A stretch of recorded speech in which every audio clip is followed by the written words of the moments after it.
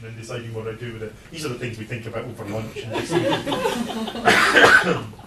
yeah. Sorry to go off out of it.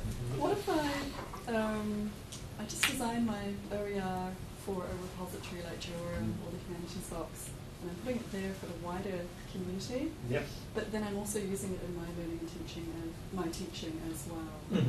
So is that a way around the university having ownership? Because I could be a part-time lecturer, as you say, working across institutions, but I want to build up a profile in one of these repositories, kind of like an e-portfolio. Yep. Again, the first question will be well, who owns it in the first place? Now, yes, you may, well, again, all sorts of scenarios. The institution may own it, and it may give explicit or implicit permission for it to go into the repository and for you to use it within your teaching. That's fine. It could be that you act as agent for the institution in doing that, so that's fine as well. Though the difficulty there will be that it will be difficult to argue that you're acting as the agent of the institution if you want to give you more rights than the institution will otherwise give you. In other words, you can't act to say the institute, I'm acting as the institution giving me rights to take my work and use it in institution B down the road. And then it becomes tricky. Or you might own the rights if it's not created in the course of employment or there's an agreement to the contrary, and in which case you can do what you like with it. That's you're the copyright owner. So, yeah, there's differences. The next question is, how do we broach making these agreements? The first thing we want is certainty. And as from an institutional point of view, what you want is that all staff involved in any activity are clear what is being done in the course of employment. You agree that with them, and do that. And it may be a case of, like, tonight we're wanting to record a bit of video, you want to come along, this is going to be considered within the course of employment, are you okay with that? No, well, okay, we'll get someone else, or we won't do it. That might have to be the way forward. It could be a case of, well, the person says, well, yes, but I would like to reuse this myself, so can you license back some rights to me for that? Yeah, let's. And licenses, one thing that annoys me, licenses don't have to be hugely legally formal. A license can be given orally, and that's perfectly binding in law. Okay, there's a question of evidence later on sometimes, but rarely. And actually just getting permission. See, I managed to reduce, actually as part of an OER question, someone had come up with a 17-page document created by a solicitor's firm about, and it was to do with a permissions form for staff who were being involved in a video. I managed to get it down to 3 sentences. Now,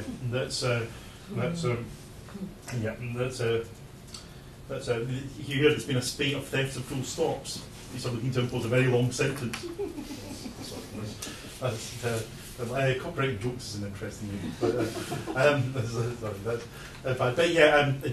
The sort of agreements that we're talking about here shouldn't be ones that need to go through the legal team, off to the local solicitors, over to Eversheds for a partner's say-so, and back again.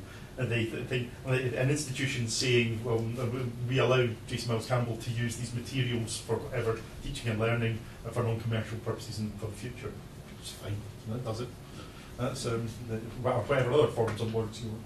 Sorry. So if you wanted to create something as under a Creative Commons license in the course of your employment, would you essentially need the institution to have a policy saying you can create all of them? Well, that is the most certain situation. That's you want the institution's buy-in. The other question will be whether you, anyway, have authority to act on behalf of the institution. And that's a very interesting one. Again, it's one that doesn't get hammered out very often. You occasionally, obviously in finance, you have the purchase order system to control who can buy things on behalf of the institution. But actually, otherwise, there's very little certainty about who can do what on behalf of the institution. So, I don't know, as a head of law, I'm not sure if I'm one of my staff that created a textbook within their employment, could I have negotiated the publishing rights with someone else on behalf of, as an agent of the university acting on its behalf? I'm not sure. The commercialisation office would have preferred to do that, but I'm not sure if I had done so, whether that would have been binding on the university. There's a whole law of agency and a thing called apparent agency, which probably applies there. So the question will be, are you the sort of person that is likely to have the authority of the institution, the ability to act? So if a cleaner purports to give away your learning materials under a Creative Commons license, they're not going to have the authority of the institution to act like that, and that's, so it won't be licensed out under Creative Commons.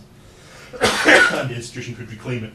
Whereas if it's the member staff who created the material, the chances are they do have authority of the institution in order to license it out on behalf of the institution. Not because they're the copyright owner, but because they're acting as the agent of the institution. Right? So it's not something we should get too embroiled in.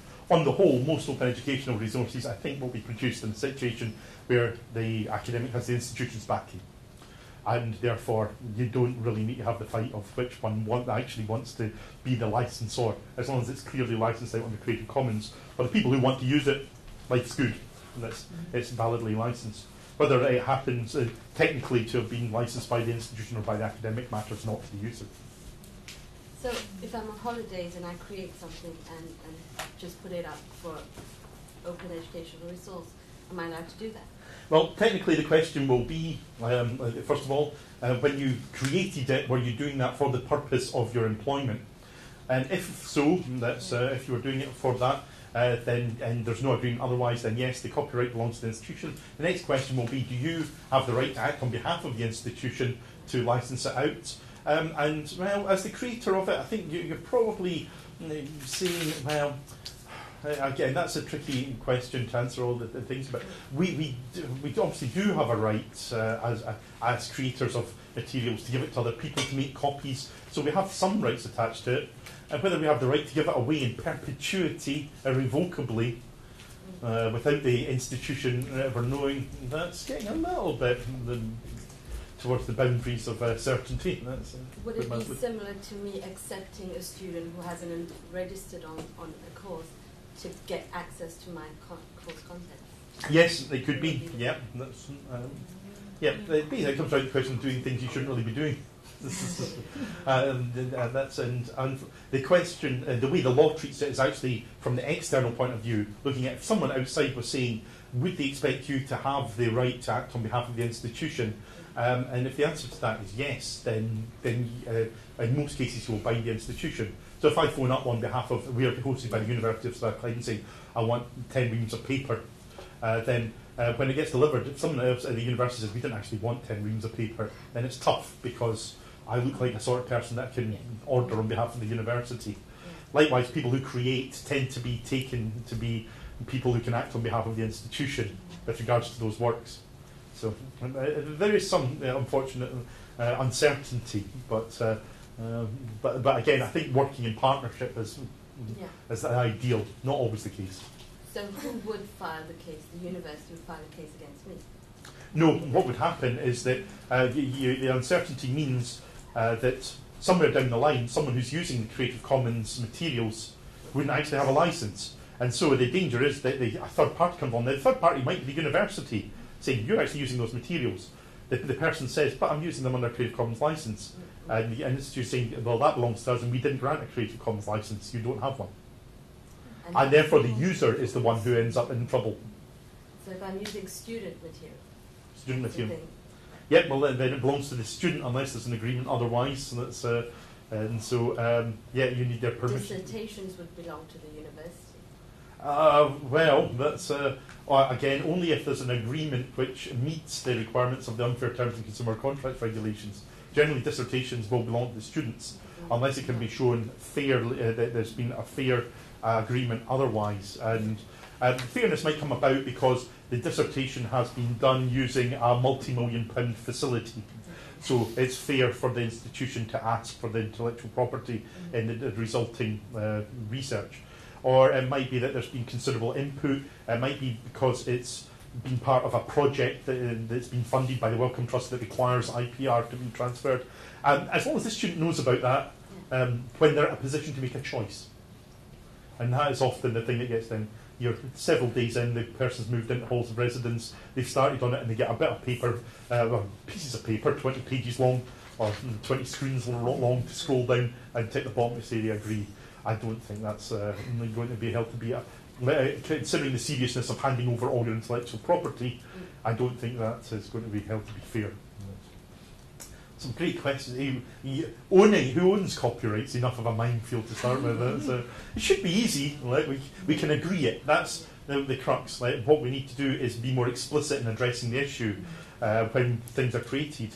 And again, this is something I'll come back to. One of our underlying problems with open educational resources is when we create stuff, we don't often say how we want it used. How many have got digital cameras? Yeah, that's it. And those that haven't put their hands up probably have them on your phone at least. How many of you know that if you've got a setting on that digital camera to set the license under which the photo is being taken? Yeah, you see, this is the problem. I would love there to be another dial on my digital SLR they are on every digital camera that said what license do you want to apply to the photo that you're taking. Wouldn't that be great? You could have all rights reserved. If that's what you want to do, you could have all rights reserved. But at the moment, what happens is that the default is all rights reserved. My laugh is a few years ago now, it's a bit dated, it's Kodak Easy Share cameras, digital cameras. One of the first ones like that. And it came with a docking station and smart software, as it was in the day, to put it up onto an online site. And the laugh was it never addressed any licensing whatsoever. So, Easy Share was no share. You can't share it, because there was no license given. And that's, okay, you could view it on the up on the site, but that was it.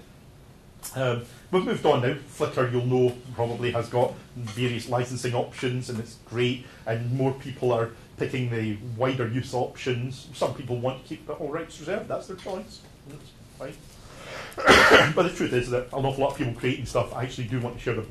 And so, one thing that again I'll come round to, I'm stealing one of my top 10 tips from later on, is the people that you're involved with, that you deal with, get them to make as a point of principle to state how they want stuff used when they create it, because that makes life much easier later on.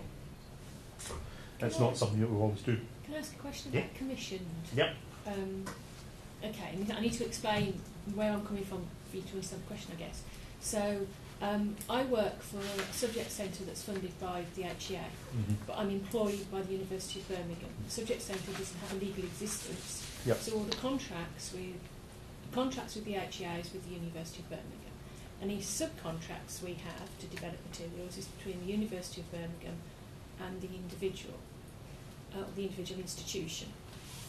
Right, up to the 1st of August, the contract we had with the HEA said that the University of Birmingham owned copyrights, but HEA had licence to use it in perpetuity for teaching and learning. Yep. And then they changed it this year, surprisingly. The HEA now owns copyright, and the institution can use it. So what does that impact on the resources that are being developed by a subcontractor? Yep. And who do I go to and say, who owns this copyright, because we want to put it into under Creative Commons, we want to change the licensing. Yep. And actually, as I'm employed by Birmingham but funded by the HEA, am I an authorised person? Okay, the way to deal with these issues is to start from the point of view of the material being created, and work out where does copyright go or vest first of all. So obviously it's a person that creates the thing. You can have machine created copyright works, by the way. We'll not deal with those because they're great fun. But a person creates it. If the person's employed, then the employer will own it unless there's an agreement to the contrary. Right. So that's it. Now, funding, other contracts, they don't change that at all. That is the first starting point by virtue of Section 11.2. So let's say it ends up with the employer, the university. The next question is, have they entered into agreement at that point which causes the copyright to move to anyone else? If so, it does. If they haven't, it doesn't. If they subsequently enter an agreement which causes the copyright to move, it moves. And again, by that process, you work out where copyright has ended up. Right, okay. Which isn't always easy. So sort of like a flowchart approach might be a way. Yeah, and not working from the point of view of the agreements and the funding, but working from the point of view of the work, and then finding out where it ends up. Okay, that's really useful, thank you. And so many agreements I've come across about people agreeing to shift intellectual property that they don't actually own, and all this, and it's a right mess. Even the Higher Education Academy and JISC actually were bad for this. They had a habit of saying that they wanted ownership of the intellectual property in certain materials that are being produced under funded projects, and you were also required to Creative Commons license it. But you're taking the copyright off me, so how can I then license it? License it first and then give it to them? Well, what's the point in that? So not always been thought through entirely. I will point out commissioned materials, where materials are specifically commissioned, then the contractor has copyright unless otherwise stated. That's one to watch, because if you're creating open educational resources and you've got some funding to buy in outside help, then unless you include in the contract that the contractor agrees to assign their copyright, transfer the copyright to you or the institution, then it will stay with the person who creates the material. So that's out with the course of employment. That's where you're talking about a commissioning, a contract for this. So, for example, if you've ever had experience of going along to a photographer to get smart family photos done, then you'll know that they keep the intellectual property rights and control you buying the photographs of them forevermore, in most cases. So I had great fun. Got married 3 years ago, and I wasn't willing to accept that, so I had to find a photographer that was willing to transfer all rights to me. Paid a bit more for that, and but that's what I wanted, and that's in my choice. But now I can make loads of wedding photos with impunity, and I don't need to go back and ask permission and pay those stupid rates that photographers charge for printing photos. To understand, I think you've all got this here. The assignment is when you give all your rights to someone else. That's that you're no longer the copyright owner. You relinquish the rights. Licensing is where you give other people permission, but you remain the copyright owner.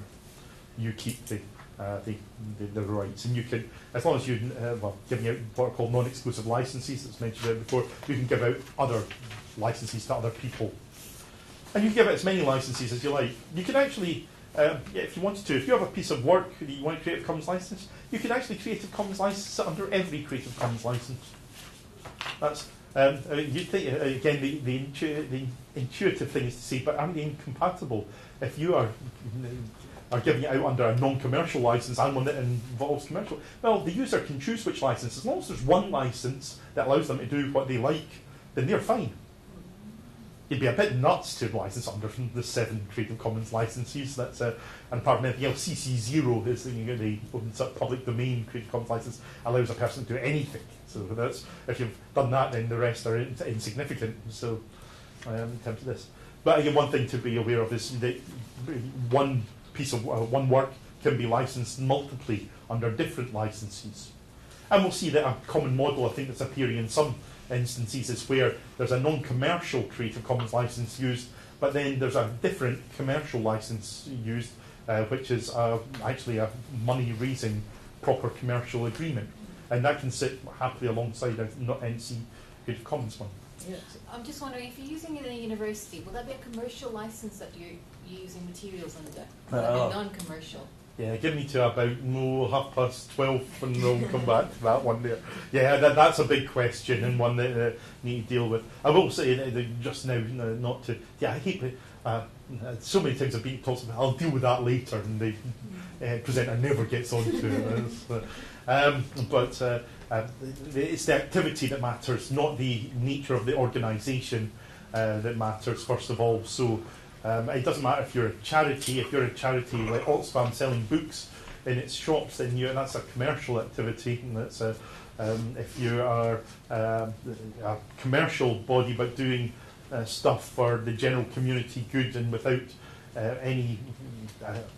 without seeking to make profit or other commercial gain, then that is going to be non-commercial activity. There's a whole range of stuff. That's and Creative Commons, they commissioned a report about 2 years ago, 2.5 years ago, and it's on the Creative Commons website. It'll come through in due course, and it basically came back and said, "Difficult, isn't it, Gov?"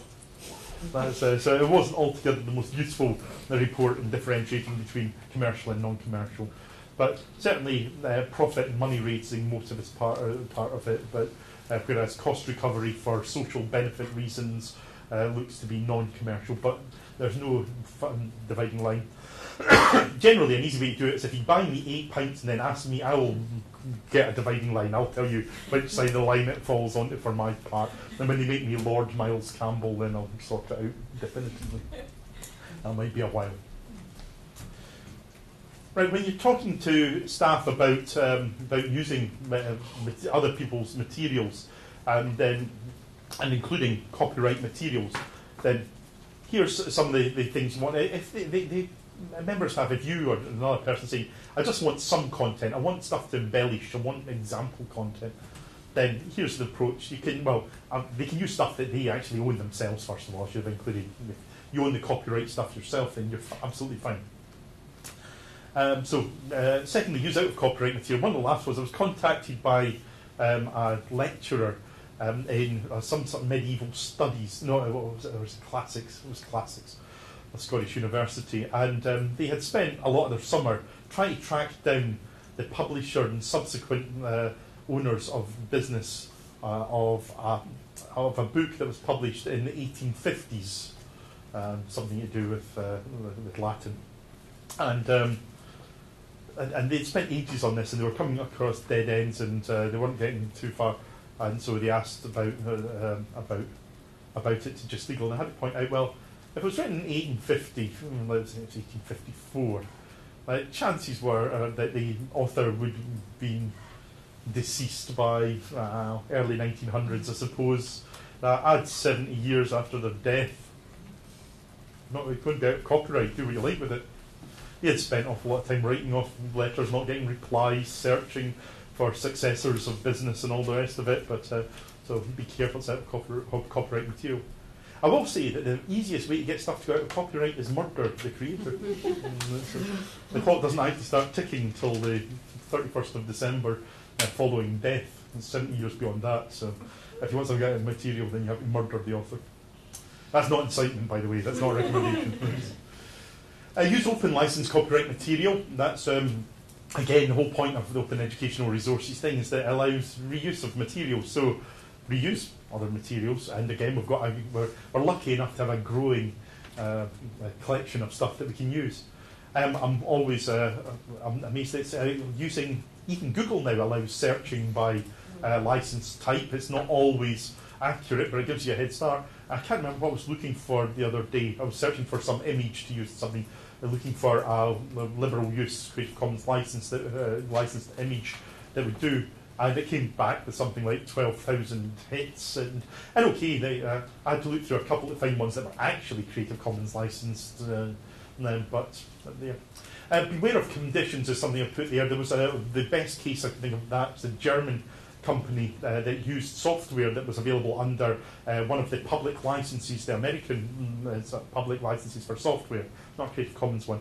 But one of the conditions was against commercial use. They thought that the license just meant you could use it as you liked, and they were taking to court in London, and I think there was something like £10,000 cost judgment against them, but the lawyer's bill came to 100,000, and they were actually put out of business by the case.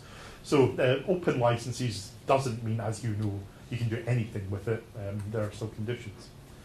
Yes. A lot of online material these days has got a share button, and you can get embedded code. So if something's set up, if a system's set up in that way, is the sharing implied? Right. Do you have a right? There are several aspects, and this is never a straightforward answer. But for a start, a lot of these share buttons are often put on by people who aren't the copyright owner, and so share is it's an interesting concept there. Let's share that person's Ferrari. Well, that's on you go. That doesn't work. Secondly, actually, a lot of the devices are actually mere link. They give links or access to the material, so it's not creating a copy. If, for example, I share something using the Facebook share facility, all it's doing is creating a link back to the original material. So that's fine. That sharing is fine. If the share thing does actually create another copy of something, then you have to ask whether the copyright owner is allowing that. If you again, you have to exercise intelligent skepticism. So if you're on YouTube looking at a Walt Disney bit of film that's been put up by Jason Miles Campbell 1, 2, 3, then scepticism tells you that sharing that is not going to be valid. Walt Disney wasn't around to give his permission for that. Whereas if it's something that's clearly mine and I'm sharing it and it looks like I've set up the web page, then yes, the sharing or embed codes show that. Though again, you have to watch and look at whether you're actually doing a restricted act. Linking to it's fine. So if sharing, it's merely sharing the link, and that's not a problem. But what about if it isn't? So let's say you take something and you embed it in your own VLE, package it up for students in a different way. Yeah, I think we've got quite a way to go on embedding. It's not actually hugely well understood at the moment by the courts. There has been a case this past year whereby it was held that embedding video in your website was actually making a copy. And that's probably right there. And it's an interesting one because technically then you're streaming it off a server that allows it to be streamed off a server. It's just being presented in a different format. So if you watch a YouTube video on YouTube, there isn't an awful lot of much difference from that than watching it on the Just Legal website as an embedded player on the website.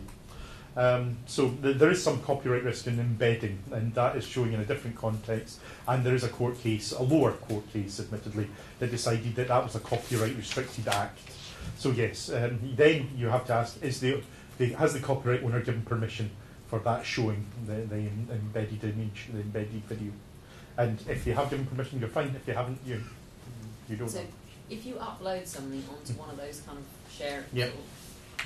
What I would describe as a sharing website or open access kind of thing. Upload like, your stuff or someone else's? Well, let's say it's my stuff. Right, yep. Then I still retain the copyright. It's not it's not YouTube that owns it. No, that's there have been instances, Google notably, who had a crap set of terms and conditions once upon a time. They tried to claim all intellectual property rights and everything you put on the Google Docs in the early days. They claimed that they needed this in order for it to operate, so it could share your document with another person that wanted to use it. You've given permission to. Of course, they don't need to own the copyright for that. So I'm not sure who had the brain burp that decided that one. But due to user demand, like the ruckus that was caused, they removed that pretty quickly. YouTube, you agree to terms and conditions. You have some granular control with YouTube over how it's to be used. You can disable embedding if you like, for example. You can set various parameters as to the use of the video. But yeah, you retain the rights. You do have to agree to give a license, obviously, to the users, or else they wouldn't be able to watch it. All right. So if you want some content there are some copyright exceptions, not many that you can use actually for general purposes. They want to watch is people who think that because it's educational they can do what they like with anything. It's not the case. Use blanket licenses. Sometimes the CLA license allows you to digitize something or other and then put it up as part of materials. Unfortunately, it has to be constrained as to the use of that material, so it isn't appropriate for using as part of Creative Commons resources, unfortunately. So there's not really much in the way of blanket licenses that help us there. Yeah. Sometimes, though, there's some wide-ranging ones. If you want to include Microsoft Clip Art in your OERs, go ahead, you're fine. That's the terms and conditions are pretty liberal. You can even you can put it into commercial stuff. You can do what you like. There's only a few restrictions. There's one restriction on you can't just sell Microsoft Clip Art. You can't just put it up onto a CD and sell it. That's funny enough as it is. You can't use things that endorse people or show recognisable celebrities. And the third one, which actually I'm using, is you're not allowed to create obscene images using Microsoft Clip Art. Again, for all those of you who have spent your afternoons creating obscene publications out of Microsoft Clip Art, get a life for this. Rather bizarre. More tricky is the person who decides they want that content. You said just sort of very quickly in passing there about not being able to use recognised people. Yeah. So, for example, I was looking in Picker CC photos, and it says, almost like a blanket license, but it's of David Cameron. Yeah. So I can't use it. No, right. It gets more tricky. There's a difference in the UK and the US on this. In the US, you have rights to the image, and so the Microsoft terms and conditions are actually written with regards to the US market. They don't have different ones, clip art licenses or media elements, as they call them, for for different jurisdictions. So, in fact, their restriction as to use of recognisable people within that clip art collection is pandering to the American way of doing it. In America, you need to be a bit more careful about who you include on photographs than you need to do here. Here, there is a restriction on the right of endorsement or advertising or linking with an economic activity.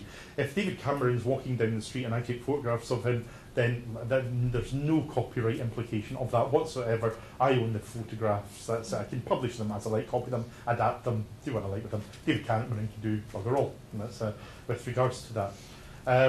If I, however, take a photograph of David Cameron and use it to advertise something, either by purporting his endorsement or connecting him with a product, then that is something here even that's controlled. Basically, the clip art license is a license, and it can state whatever it likes. So the fact that it's stated that that rule with regards to identifiable celebrities within clip art only applies to Microsoft clip art. It's not a general rule of law here at all. Again, if the Microsoft clip art agreement said you can use clip art, but you had to do a forward roll before you press the button to embed it in your thing, then if you did a forward roll, you'd be compliant. If you didn't do a forward roll, you'd be breaching the license. You can do whatever you like, as long as you're not discriminating on the grounds of race, religion, sex, and stuff like that. That's the only control on what can go into a license. If you can say blacks can use it and whites can't, then that's going to get struck down by law. Anything else goes. I haven't yet created a license that requires forward rolls before pressing buttons on the keyboard. Yeah, it would be quite interesting. And it's yes. You could argue that was discriminating against the disabled and therefore illegal. Very good. I like that. I would have to provide a reasonable adjustment to allow those with disabilities to come. Yep. Very good. Years of using that example. You're the first person who's come up with that. Yeah. So if they want particular content, you're going to have to get them to check whether it's in copyright. Consider whether an exception applies, and it probably won't. Consider the use of a blanket license for whatever they're trying to do. If it is as part of production of an OER, then there's very little chance of a blanket license helping. Obtain permission directly, and that can be problematic because one thing that I haven't really mentioned, and is again, I think you probably have a background awareness of this, is that when we're talking about audiovisual materials in particular, we're talking about multi-levels and layers of copyright. To try and work out all the rights that are in an audiovisual work is actually quite a task. A good example was a solicitor's firm in Glasgow. They had a law podcast, and they wanted to use I Fought the Law and the Law Won, a 10-second clip of it at the beginning and end to act as bookends to their podcast.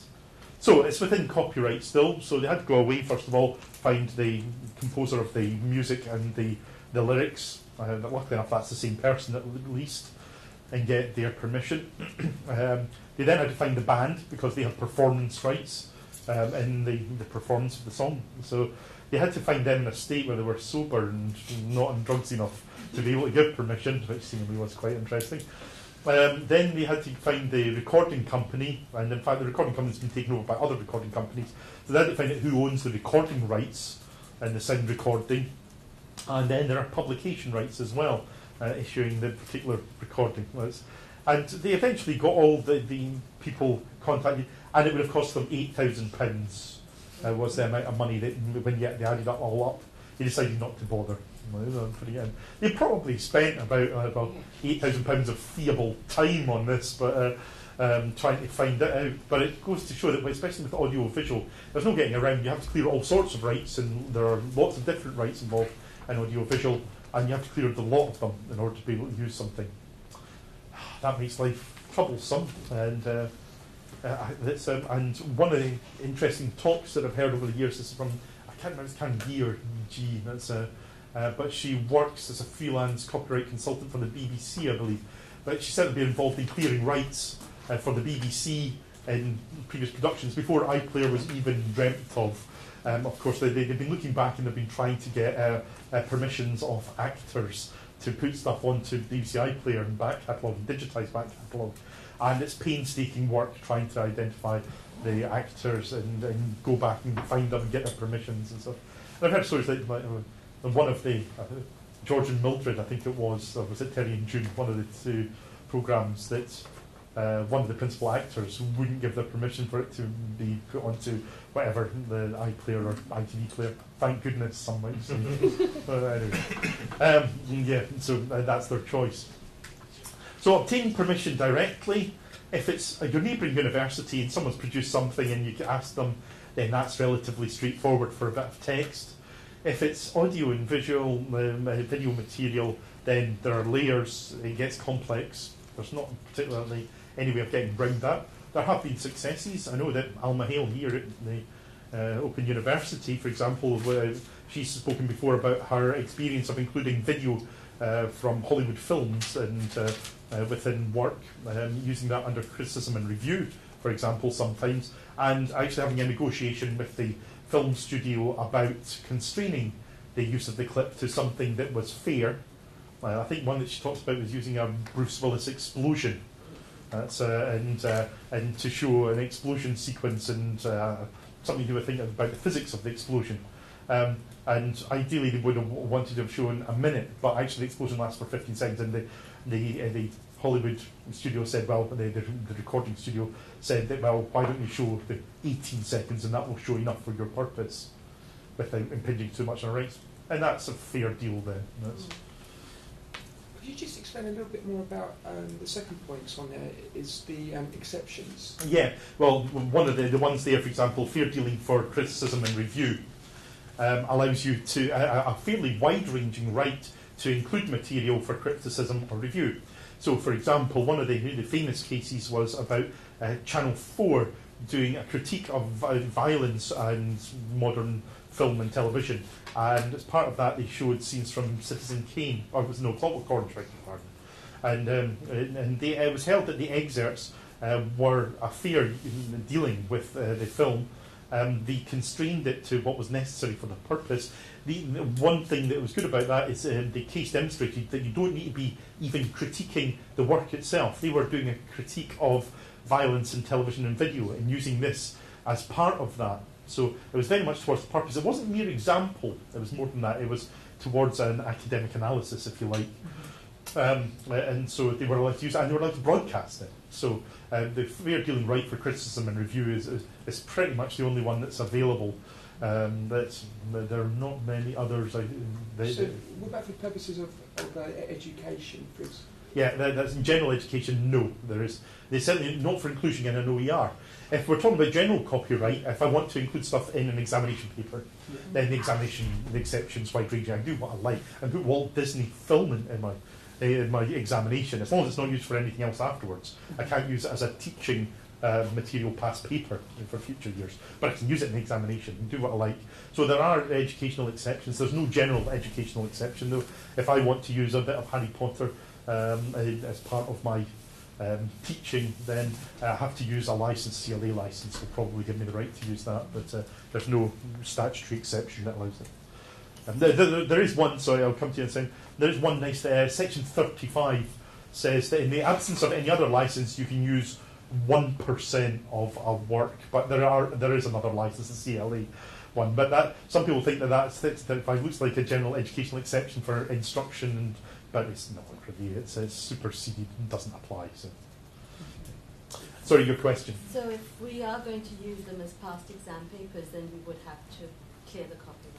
Yeah, this is all good fun. That comes up in all sorts of areas. That's the generally the way it's approached now is that when you're looking at guidance on creation of exam papers, then you try and get staff to clear rights then, because the truth is you will want to use it as an example paper later on, and sometimes that's not going to work, and they might have to work within the constraints of what they can set as questions because of that.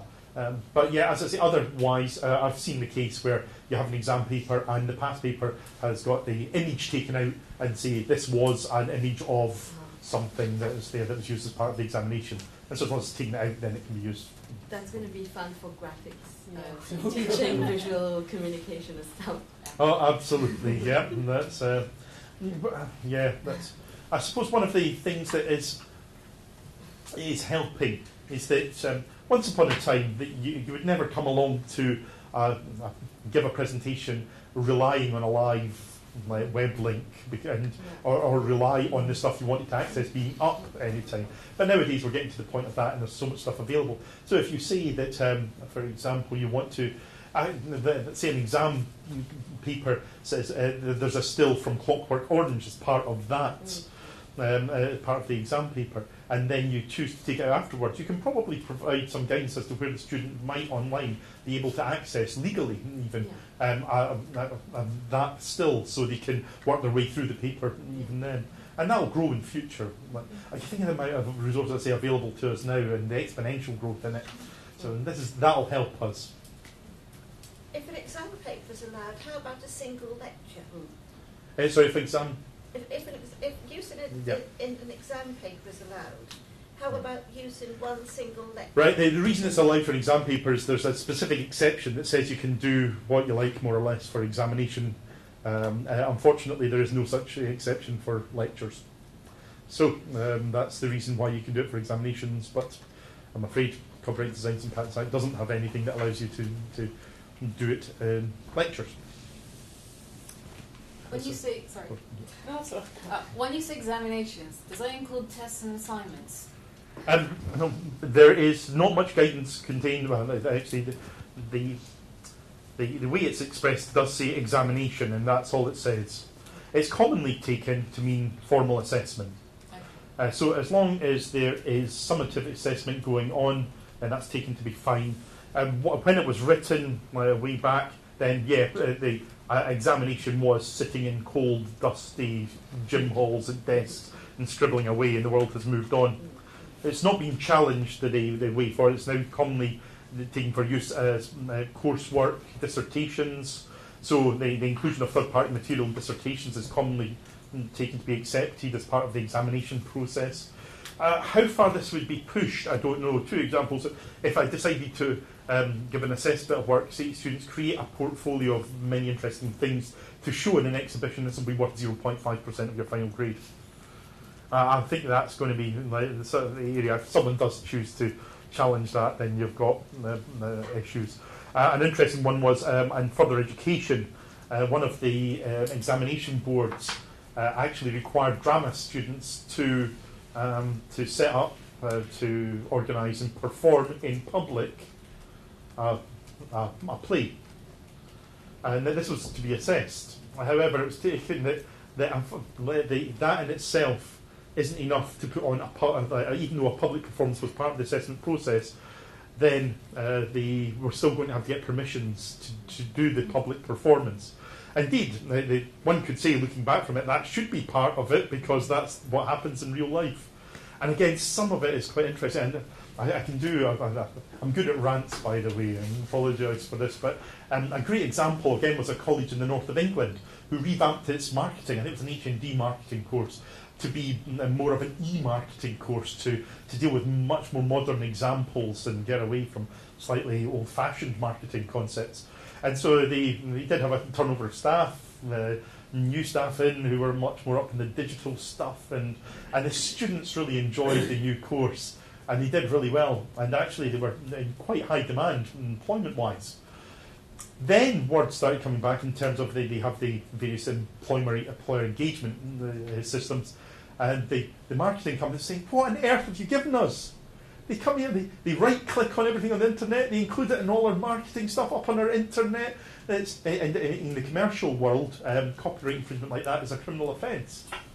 So unfortunately, as part of their e-marketing course, nobody actually told them. They were encouraged to be creative. Nobody told them actually that they have still to respect copyright. And when they go out into the commercial world, they really have to respect copyright because it's a criminal offence in certain circumstances.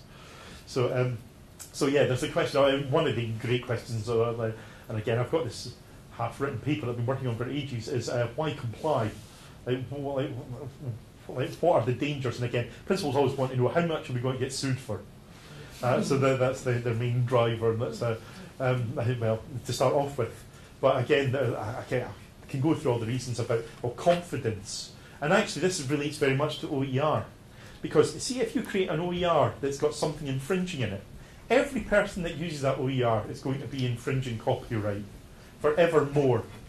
And if one day someone says, well, actually, I want that taken down and removed, everyone's going to have to get rid of it. So if you've created this brilliant business or mathematics or science OER that actually has got a potentially huge audience, and it becomes the fantastic bit of resource for doing this, you're risking that everyone's going to have to remove it if you don't actually comply with copyright. That's not really, and it's one thing to take copyright decisions for yourself, but actually here's the big responsibility. In creating OER, you're actually taking copyright decisions for others as well. So confidence is one thing, and example, I think, is a big thing as well. If we don't value intellectual creativity, then who does? And again, it can be sorted out. Sometimes it's a bit annoying. I used to have hair down to about here until I started pulling it out with the legal uncertainty. But so, based on your previous slide about using open content, how can you then, based on that statement, ensure that when you're repurposing and reproducing something, how can you ensure that you have the rights to do that? Have you ever shopped in Tesco? No. Marks and Spencer. Yeah. How did you know they owned the stuff they were selling? Trust in them. Yeah, you take a risk assessment, and the risk's not very high that they're peddling stolen goods. If someone comes up offering you a DVD player in the pub for a £5, you might want to ask questions as to the ownership. It's very much the same with intellectual property rights, and that you can never be sure. You're having to take a decision. As I say, when Walt Disney stuff appears on YouTube, then you have to take a fairly sceptical view. That's the guy down the pub with the DVD player. If you go to ESPN's website and you get and there's sports stuff there that's embeddable, then you can take it that they own the stuff, and you have to take that decision.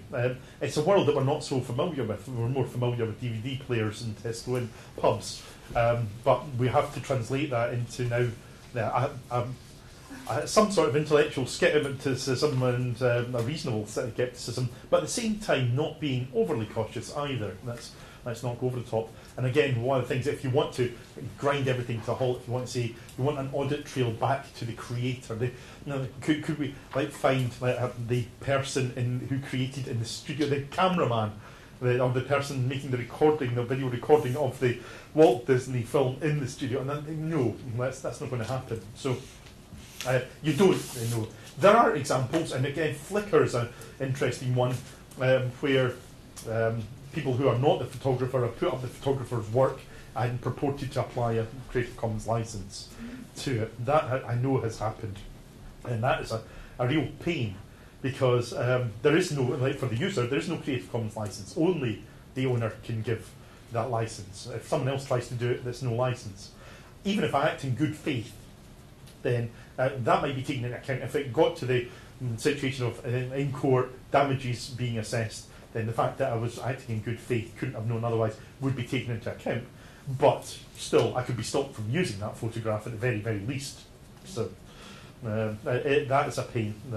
And there's nothing that's ever going to get us around that in the same way, and you're never ever going to know whether something is actually owned by someone else. In terms of Flickr, if someone puts up a picture under a Creative Commons license, can they change that license at a later date? No. Well, interestingly, technically they can. They can go in and change their settings. But once a Creative Commons license is granted, it is granted in perpetuity. And the grantor is bound by that. So they can't actually revoke it. I've actually had the situation, I have used in part of my PowerPoint slides an image which the photographer changed. Now, as it happened, for some reason I had a screenshot of the thing. It wasn't taken for an audit trail. I didn't think there was any particular danger, actually, in it changing. Interestingly, it was for another reason I took a screenshot of it. Now, actually, it wasn't so particular, this image. I couldn't have just changed it for another one. So that would have been my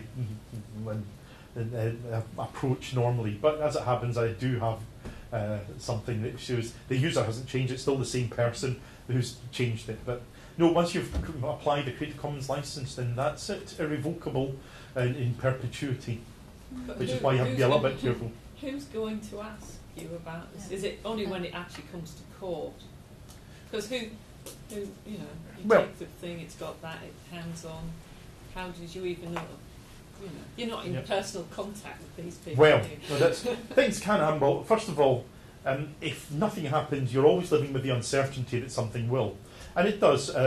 One that amused me is that years back I was writing a website for a friend, and they had some self-catering accommodation, and so I thought I would do a little map of where it was on their website. So I may have started off with the Ordnance Survey's map, and then used all sorts of tools to make it look not like the Ordnance Survey's map at all. Now, what I was doing was infringing copyright because I'd started and made off with theirs and made a derivative of it, which I wasn't permitted to do. However, I thought it looked fairly unlike the Ordnance Survey's one. Interestingly, about a week later, when I got an email from Ordnance Survey asking me would I like to license the use of this map that was now on there. The watermarking behind that's pretty good. The Getty images. Oh, they're fun. That's the number of colleges, it tends to be rather than universities. They've been receiving bills for around £1,500 for each of the unlicensed images that have appeared on their outward-facing websites, which unfortunately has happened. It's reduced by 20% if you pay within 10 days or 14 days or something like this. It's very nice of them. But so there are people looking to do that. There's the uncertainty, but even without the financial bit, about just being asked to remove stuff. The last thing I want, this is Friday and I'm teaching a class on Monday, and then I get note that some of the stuff I want to use for Monday I shouldn't use because it's infringing copyright. But how is the copyright holder going to know you have it? But actually, sometimes just searching does it. That's especially if you have Creative Commons license, then actually people do search for their own stuff. And there are some people who are particularly good at this. There was a university, again in the north of England, that had decided to use the Flickr badge tool, which I don't think is available still, but it used to be that you could put this badge on and you would pick a tag, I don't know, such as, boy, I say the name of a place, Glasgow, and it would give a rotating sort of dynamic thing of photographs that were tagged with Glasgow. Unfortunately, it did no checking of the license that was behind these. And as a result, this university was in fact showing all rights reserved photographs on its website. And it was amazingly how quickly photographers got in touch to say, well, here's my invoice, thank you very much, bang to rights. But really, if you work in marketing, you have, as part of your profession, you should be more up on copyright than anyone else, because you're making, yes. They deal with it all the time, so some of those things are just really, they're not acting professionally in their role. But I think the thing about who's going to catch me is who's going to find who's going to find you. But as you said, it's if you've put the commons thing on, then it all connects up. Yeah, and again, that's a good thing. But if you've taken something and put it in a PowerPoint, no one's going to come. But what we have all the time, how you find it. and what we find just legal all the time is in the Mother Crime Shames is that when stuff becomes successful and is the champion of the area, then it becomes much more known, and when it becomes much more known, then the problems happen. And the number of times that we've had to say to people that they've had something wonderful and they've created and invested a load of time, and then they come to us and say, well, what are we going to do about copyright? And say, well, you really should have considered this some time ago. And you have this wonderful thing they can't show anyone anymore, or they certainly can't hold it up as the or best have it in a practice. recorded situation like this. That's so right. it's getting to think about it in advance, isn't it? There are brilliant examples. My favourite was down in Bristol. There was an independent college offering horticulture courses, which I found quite interesting because I believe this college is based above a large store. It's there, so it's pretty city centre. I don't know if it's still going. But they invited in someone to assess, an external assessor, to just give it was an informal stamp of approval to the course. And it was someone who was big in the area, going to be big in the field horticulture. Anyway, they came in and they said, actually, you're using a whole lot of my materials here. And they said, yeah, we've got permission. And she said, well, who from? Wasn't from me. I said, Blackwell's publishers. And she knew very well Blackwell's wouldn't give them the permission, and funnily enough they hadn't. So one thing is, if you're going to rip up people's copyright, don't invite the person who's using the materials in terms of this. But it's about the confidence, really. That's again, it's about changing the mindset. You can again play games with academics sometimes about the fact that there's an inclination, and again, it's an actual thing about to keep control, to possess, and keep that. But at the same time, they try to get researched in international worldwide journals. And again, part of it is about the dissemination of their wisdom and getting them to understand that. And again, you're all here because you have an interest in open educational resources, so I'm not going to preach the converted too much here. But getting them to understand that actually they want their stuff out there. And if they want their stuff out there, then a corollary of that is that they have to be fairly confident that they're not putting out illegal stuff that might have to be taken away again. I think also it's that change from, because what I'm thinking, most of the advice that I've had and colleagues have had often is from that, the CLA, the licensing for things to use in the lecture hall, and then it moved on to the VLE, and there was definite kind of message coming out that, oh well, if it's on the VLE, it's behind the password, and now we've moved on to open, and so now that it's almost like they moved to that point. But there was things coming around the CLA, the digital course packs that have got people thinking in that way, that I can get things together to use for my teaching. But now you're going to use them and likely give them away. It's the next step, isn't it, for people to Absolutely. think. And they've definitely come, the CLA is kind of in people's heads, and the photocopying thing, license thing. But there's another level now they need to be thinking at. I like the phrase. Saying world fame might that's come. True. Well, I love the phrase, like, is your stuff not good enough to show the world? Well, it's not that they haven't, the effort of finding a copyright free is, if you think of it quicker, and now with the Flickr having those licenses, so things are getting easier. But I'm sure people have come through that CLA licensing mentally. Absolutely. I'm guilty myself. That once upon a time I found my materials being used at the neighbouring university, and one of the students alerted me to the fact that in fact they were photocopying all my notes across there.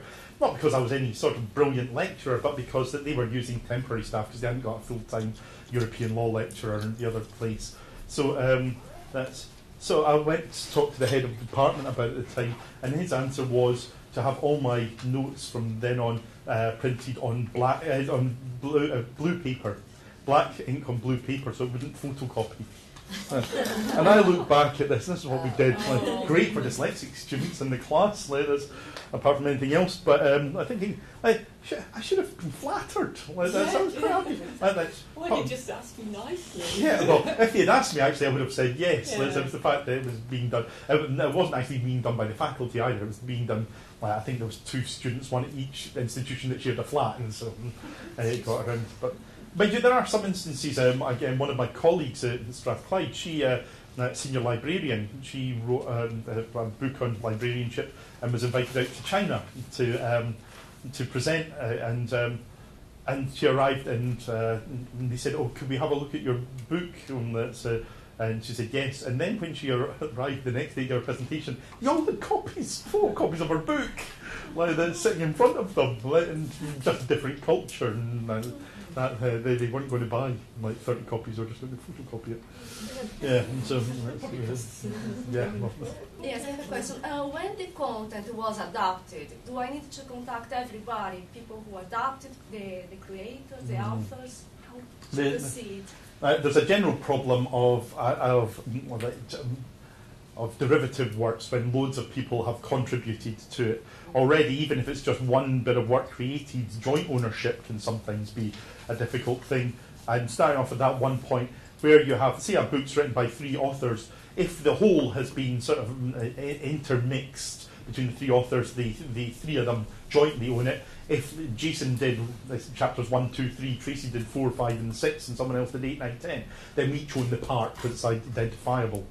But then you get, if you allow adaptations, then you have other people's input into it, and you have translators' rights as well in many texts that you do need to deal with the fact software is the pinnacle of this difficulty. And just about any major piece of software is a patchwork of stuff from all sorts of places, which is why software lawyers do pretty well, because this is an absolute nightmare. And something we're going to have to deal with because it happens in OER as well. There's a thing called attribution stacking, and that's where you have materials that are synthesized to a new material, to a new material, to a new material, and everyone who's ever had an involvement in it has to be attributed if it's using an attribution license. That's the license. It's admittedly, people can choose to use CC0 license, which doesn't require attribution. Or again, there's no other way around this. That's the license, and it is an issue. We just have to find the best ways of dealing with it, I suppose. We do have examples. Artwork books will have a page of acknowledgements and of the stuff that's included in it. We're going to have to look at that sort of thing as well. But it can become quite difficult. Metadata can certainly work. And again, there are systems whereby, in the same way that you can, in Word, copy over a couple of sentences and bold them, indeed, there's the facility to do things like copy over a few sentences and mark that this was created by Jason Miles Campbell. They review things. And it could be that sort of embedded stuff is what we end up with. Are we ready for lunch? And that's... Okay, we're way behind on the programme. That's because we've covered things that are coming up from the future as well. So we've been on Arctic, ditched the timetable, and as long as we get all your questions answered by the end of the day, we'll be fine. We'll need more voting questions coming up.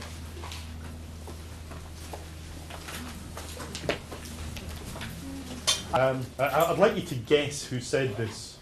The fact that our system of communication, teaching and entertainment does not grind to a standstill is in large part due to the fact that in most cases infringement of copyright has historically been ignored. So basically everything would grind to a halt. Infringement of copyright has been followed up all the time. Any ideas as to who said that? It was the judge who's over the past 20 years been the primary judge dealing with copyright cases in the High Court in London, Mr. Justice Laddie. So that's the top copyright judge in the court saying everything's going to grind to a halt if every infringement of copyright is pursued. There's a thought to go away to lunch with.